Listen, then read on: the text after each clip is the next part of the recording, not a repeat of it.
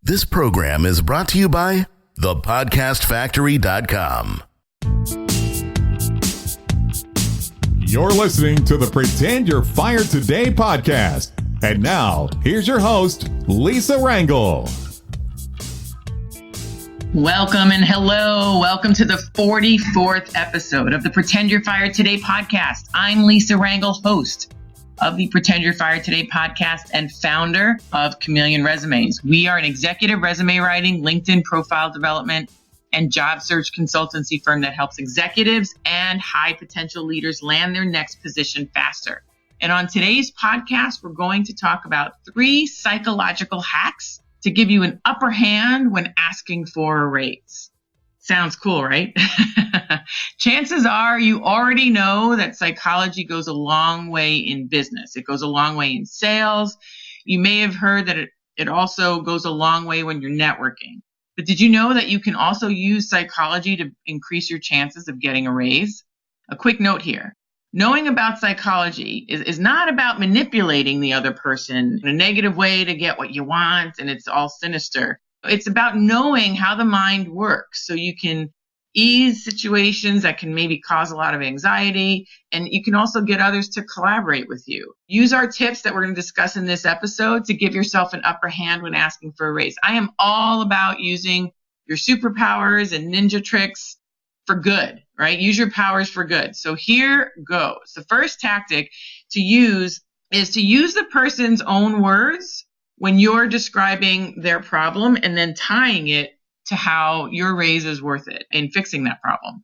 In sales and marketing, you're taught to use a prospective client's own words to remind them of why they need your product or services and what benefits they're going to get from using your service. Well, you can use the same concept when asking for a raise. So for example, perhaps you know that your company is looking to open a new office overseas, right? And they've run into some issues, like maybe struggling to find employees. Your bosses maybe even mentioned it during meetings. So when you're asking for your raise, if you have the ability to recruit staff in that particular geographic area, you can bring up the issue, describe how you can fix the problem, and have that be part of the reason why your raise request is warranted, because you have the skills, the ability, and the willingness to do it. So, the key is to use their own words. So if your boss has mentioned, wow, we're really having a hard time finding the qualified people we need to open the office in China, then I would use that exact wording when addressing how your skills in hiring an overseas team in Asia are worth the raise discussed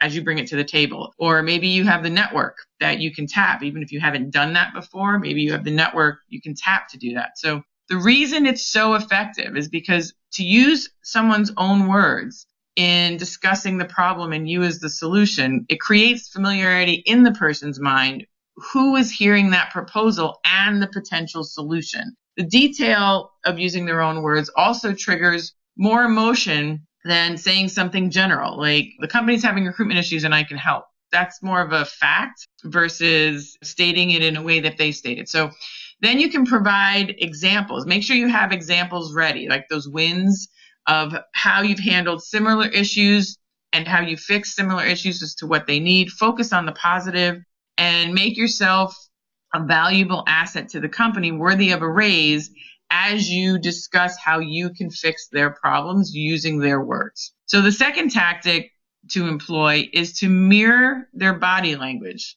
Now, this may seem really overly simplistic, but in addition to using boss's own words, you can also mirror their body language. The concept of mirroring is pretty simple, and it may seem overly simplistic, but I'm telling you, it works, right? When asking for a raise, use the body language that's similar to another person's. And it's subtle. You don't want to be overly obvious, right? You don't want to look like you've taken out the negotiation book or the psychological hack book and you're just implementing this stuff. You have to do it naturally. But when it's done subtly and successfully, it creates a sense of familiarity, of trust, of comfort. Because the bottom line is when someone behaves like we do, we tend to automatically assume they're like us or they get us.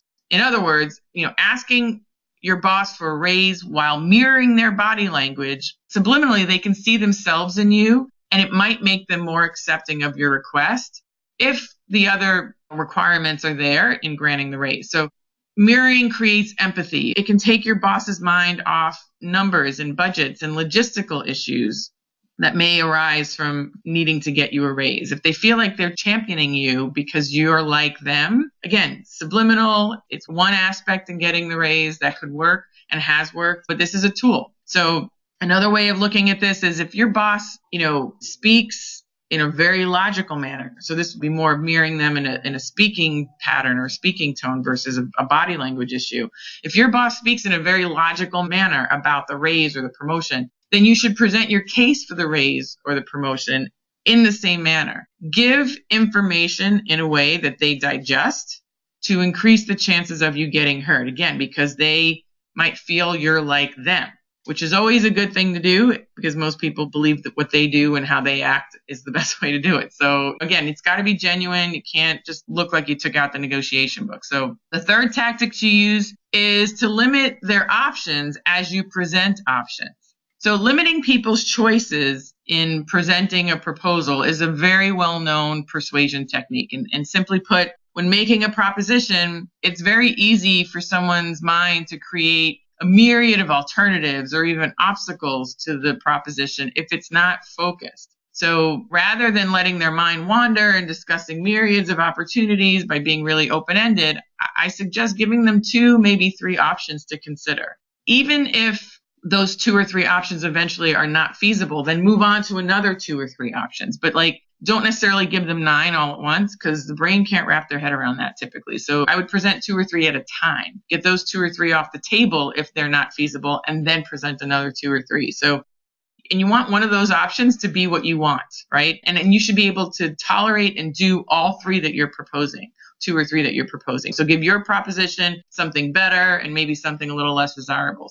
Or your proposition something less desirable and something in the middle that is a really great compromise. So for example, you can say that, and again, this is really crudely put for the sake of this podcast, I've maybe oversimplified things a bit, but for example, you can say that you're either going to get a raise for doing X, or maybe you have another offer on the table. Or scenario 2 can be that you get the raise, or they may continue to have issues if they haven't employed a solution at all to fix the issue that would justify you getting a raise because you can fix it. So an option for the middle for both of those scenarios is to say that a plan can be put in place with agreed upon goals to say in 3 months. And once those goals are hit, the raise can happen when the goals are met. So this limiting their options technique is rather simplistic sometimes to some people, or it seems obvious, but I'm telling you it works. The key is don't overdo it. You need to have something valuable to bring to the table, and it should never, ever, ever be delivered or perceived as a threat,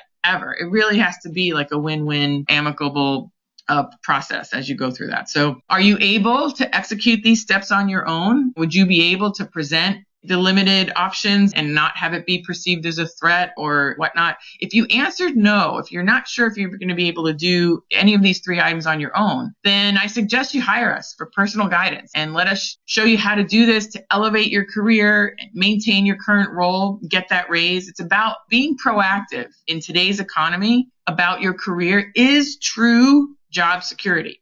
So go to executivejobsecurity.com, invest in our executive job security program to work with our team of career performance coaches who can show you how to do this. And this way you can really accelerate your ability to get a raise and maximize that raise in the process, which really is the goal, right? So your ROI would be immediate.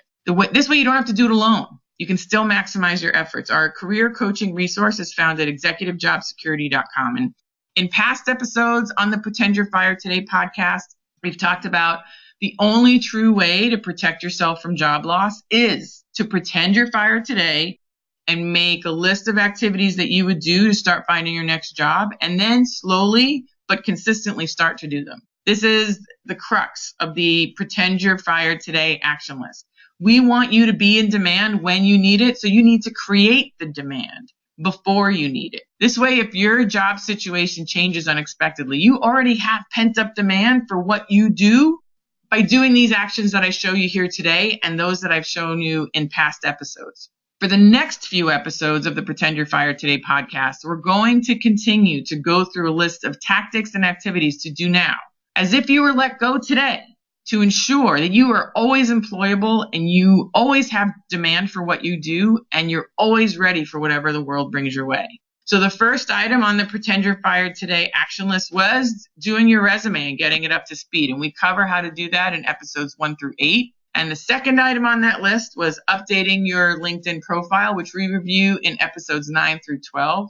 And in the last 24 or so episodes, we've covered many topics. And some of the topics we covered are how to work with recruiters, how to answer the salary question on interviews, ways to create 9 hours of job search time per week. That seems quite unbelievable, but I'm telling you, the simple tactics that I give you in that episodes will allow you to do that. And the ABCs of job security. So you're going to want to go to pretendyourfiredtoday.com and look at the menu and the topical items and revisit these specific episodes as well as look at the others that we offer. And I'm so proud of you for taking these next steps to making yourself marketable, particularly when you don't need it. That is really admirable because most people wait for the unexpected jobs change to happen. They think it's never going to happen to them. So they're not even really waiting for the unexpected job change to happen. They just think it's never going to happen to them. But then bam, it happens. And then they're scrambling to learn this information while looking for a job that they need pretty quickly because the bills pile up when you're not working or you don't have a job. So I give you like major kudos for learning how to do this and then doing it before you need it. This is the essence of remaining employable. Remaining employable nowadays is not about finding the job that you stay in for 25 years. Remaining employable in today's economy is about always being able to have demand for yourself. So if you need to find a job, you can find a job at the same or better position that you're in quickly. That's the key. My friend saved me with her priceless advice. Pretend You're Fired Today. I was able to land a position that was better after some unexpected restructuring in my company. And I mean, she saved me. So I'm so grateful and I am paying this sentiment forward with you. I ask you to pay this sentiment forward as well. Share this podcast, share this idea of building demand for yourself before you need it with as many executives and professionals who you know would benefit from this build the demand before you need it advice. So doing the suggested steps in this episode will help you increase your opportunities to land a higher raise. And in the next episode, I'm going to discuss how to find and stay ahead of employment and business trends so you can remain employable. Now, I know you're not going to want to miss the next episode, but in all honesty, it may not be the most sexy sounding episode, but I'm telling you, those that do it, those are the ones that stay ahead because everyone is not doing that. So it is a way to stay different than your competitors. So in the interim, if you want personalized coaching for your career to get you past this psychological hacks area, or maybe you're struggling with another area in your career that we can help you through, go to Executive Job Security, hire us to help you with any direct issues you may have, and let us help you create continuous employability in your career. So I look forward to seeing you on the next episode. Thanks for being here with me today, and be well.